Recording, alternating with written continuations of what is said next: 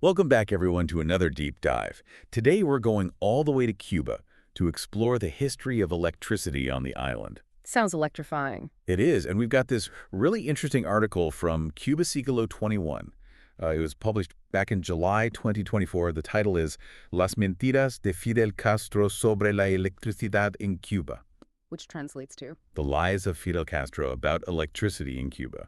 So we're going to be taking a look at some pretty bold claims made by Fidel Castro himself. Well, electricity is a really good way to understand how a nation is doing, right? I mean, it powers so much. Homes, businesses, industries, you name it. Right, it's essential for development. Yeah, you can get a sense of a country's progress just by looking at its energy production and how much people are actually using. Exactly, and that's where this article gets really interesting.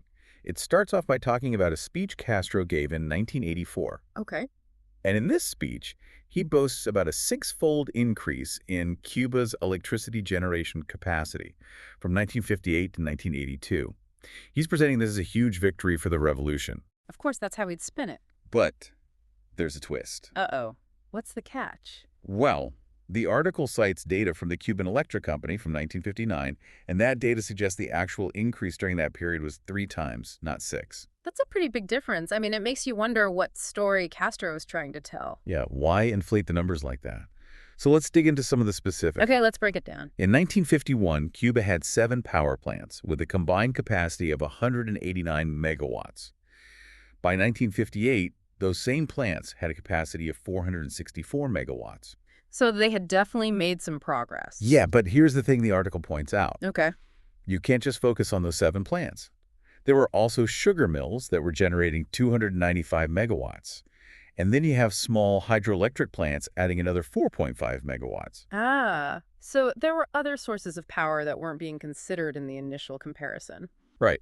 So that brings the total capacity in 1958 to 773.5 megawatts, quite a bit higher than just looking at those 7 power plants. Yeah. They even had another hydroelectric plant, Hanabania, that was almost finished, which would add another 28.5 megawatts. Wow, so the picture was much more complex than what was initially presented. Exactly. And if you consider Castro's claim of a 6-fold increase by 1982, well, the numbers just don't add up. It's more like a 3-fold increase, which is still impressive, don't get me wrong, but it's not the revolutionary leap that Castro was suggesting. Right. And as we talked about earlier, electricity consumption is a key way to measure a country's economic development, right?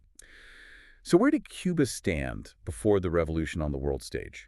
Okay, good question. So there was this Atlas of Economic Development published in 1958, and it was considered like a really reliable measure of how countries were doing. Okay. And based on that atlas, Cuba was ranked 25th globally in terms of per capita electricity consumption. And get this, they were first in all of Latin America. Yeah, so not exactly a struggling nation when it came to energy use. It kind of challenges the idea that pre-revolution Cuba was way behind in terms of development, right? It certainly does. But things changed after the revolution, obviously. Castro often blamed the blackouts that plagued Cuba in the 80s and 90s on external factors like the U.S. embargo. Right. But then the article mentions this piece of evidence. It's just fascinating. What's that? It's from a 1970 issue of Bohemia magazine. Bohemia, like published in Cuba itself. Yeah, a Cuban magazine. That's interesting. Okay. And in this issue, there are reports of significant blackouts happening as early as the late 60s and early 70s. Wow, that contradicts Castro's narrative, doesn't it? I mean, if there were already blackouts happening in the 70s, then he can't just blame everything on the embargo later on. Exactly. So even when he was talking about all these successes, Cubans were dealing with energy shortages. It suggests that those blackouts weren't just a temporary blip, but like a much deeper ongoing problem. Yeah, makes you think. So how did the government respond to these earlier blackouts? Well, according to the article, they didn't exactly own up to the problem's full scale. Really? Yeah. The Bohemia article reveals that the Cuban government tried to downplay the blackouts. They even blamed the people for not conserving enough energy, trying to shift the blame, Yeah, wow. So instead of acknowledging a potential systemic issue, they pointed the finger at the citizens. That's interesting. And to really drive that point home, the article includes images from that Bohemia issue, with charts and graphs clearly showing the energy deficit in 1970. So it's not just someone saying this happened, there's actual visual evidence from that time. Exactly. It's like a window into the past, I love it when we find those little nuggets of primary source material. You can really get a sense of what was happening on the ground. Right. It brings those historical moments to life. Absolutely. And it helps us build a more complete and accurate understanding of history. For sure.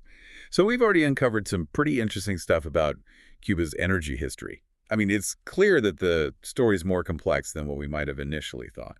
Definitely. And we've only just scratched the surface. There's so much more to explore in this deep dive. It's amazing how, like, one article can lead to so many different things, right? Yeah, I know. We started with Castro bragging about all this energy production. Then we found out about these blackouts happening way earlier than anyone saw it. And then on top of that, the government's trying to spin the whole thing, telling people it's their fault. It's a lot to unpack. It really makes you think about how important it is to dig a little deeper, question what you're told, especially when it comes to history. Absolutely. History is never just like a straight line. There are always different sides to the story. Right, right. And in this case, this Cuba Siglo 21 article is giving us a totally different view of what happened during the revolution. It's offering that counter narrative. Yeah, and what I find really interesting is that the article is using sources from Cuba itself. Oh, that's a good point. It's not just some outside organization analyzing things from afar. We're talking about publications like Bohemia Magazine, which was circulating among Cubans at the time. Yeah, that lends a lot of credibility to the article's claims. It's like we're hearing those stories directly from the people who were there. Exactly. And, it's one thing to read statistics and data, but when you see those charts and graphs from Bohemia, it becomes real. You realize these weren't just numbers, these were real people dealing with these energy shortages. Right, it brings that human element to the whole conversation. Makes it much more relatable. So this makes me wonder about the long-term effects of these energy shortages. How did it actually impact daily life in Cuba? That's a really important question. I mean, reliable electricity is vital for everything. You need it for economic growth, for industries to function, even for things like healthcare and education. It's hard to imagine those blackouts not having a massive ripple effect across the whole of Cuban society. It's like trying to build a house without the right tools. Ooh, I like that analogy. You might make some progress, but it's going to be way more difficult. Right. And, the end result might not be as strong or as stable. This has been really eye-opening, I gotta say. It's clear that there's a lot more to Cuba's energy story than what we usually hear. Oh, absolutely. This is why I love studying history so much. Yeah. It's a constant process of discovery. We always challenge our assumptions and try to build a more accurate, more detailed picture of what actually happened. So do you think, this information could change how people see Cuba? I mean, a lot of people associate the Cuban Revolution with progress and social justice. Yeah, I think it definitely adds another layer to the story, right? It's a reminder that no historical event is totally black and white. There are always nuances, complexities that you can't just categorize easily. Right. And I think exploring those nuances, those gray areas, that's how we really start to understand the past. I totally agree. Okay, so we've looked at Castro's claims about electricity. We've talked about those early blackouts and even how the government tried to, control the narrative around it all. What else can we learn from this article? Well, I think one thing that's really interesting is the role of international comparisons. You remember we mentioned that atlas from 1958? The one that ranked Cuba pretty high for per capita electricity consumption. Yep, that's the one. It kind of challenged that whole idea of pre-revolution Cuba being, economically backward. Yeah, it was a surprise. It was, but the Cuba Sigla 21 article goes even further, and it actually compares Cuba's situation with what was happening in other countries at the same time, so we can get a better sense of where Cuba really stood on a global scale. That's really helpful to see it in context. Right. It's not just about Cuba in isolation, but about how it was doing compared to other nations. It gives us a more complete picture. Exactly, and it allows us to ask different kinds of questions, like how did Cuba's energy development compare to, say, other Latin American countries? Or were the challenges they faced unique to Cuba? Or were they part of broader regional trends? Those are great questions. I'm really interested to see what those comparisons reveal. But I think maybe it's a good time for a quick recap of what we've learned so far, just to make sure everyone's on the same page. Yeah, a little synthesis is always helpful, especially with a complex topic like this. Right. It's a lot to take in. Okay, so starting from the top. We were looking at Fidel Castro's claims about a six-fold increase in Cuba's electricity generation capacity between 1958 and 1982. But remember, the article presented data suggesting the actual increase was closer to 3 times, right? Yeah, which, again, still significant, but it raises some doubts about the whole narrative Castro was pushing. Right, it made us question, like, how much of an impact the revolution actually had on Cuba's energy sector. Exactly. And then we moved on to those blackouts that happened, the ones that Castro blamed on the U.S. embargo. Yeah. But then we found evidence of blackouts happening much earlier, like back in the late 60s and early 70s, which again makes you wonder about those claims. Yeah, and remember that Bohemia magazine issue we were talking Oh, about? yeah. That really challenged the idea that those blackouts were solely a result of outside forces. It certainly did. And then on top of all that, we found out that the government was actually trying to downplay the severity of those blackouts. Yeah, and they even blamed the people for not conserving enough energy. Right. Yeah. It's a classic tactic, unfortunately. Shift the blame away from any systemic issues and put it on the citizens. It's really fascinating to see how narratives can be manipulated, especially when we're talking about something as important as, like, national development. Absolutely. It reminds us to be critical of everything we hear and see. So we've got this whole historical puzzle in front of us, right? Yeah. We've seen that Castro's claims might not be entirely accurate. Right? We've uncovered these early blackouts that complicate the story, and we've even started talking about how Cuba compares to other countries in the region. Yeah, and I think that's where things get even more interesting. Let's dive into those international comparisons and see what they reveal. It feels like every time we answer one question, like 10 more pop up. Yeah. This whole deep dive has really shown how important it is to think critically about the information we're given, especially when it comes to history. Oh, yeah, for sure. It's so easy to just accept what we're told, especially if it comes from, someone in a position of authority. Right, exactly. But history is often written from a particular perspective, right? It might be the perspective of the winners or the people in power. Yeah.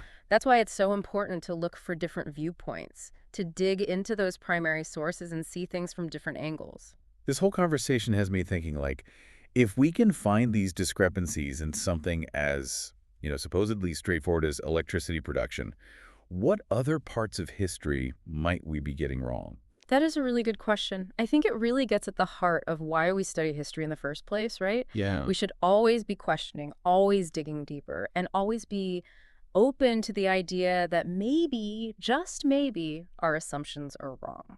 So if you had to pick one big takeaway, one thing you really want listeners to remember from this deep dive into Cuba's energy history, what would it be?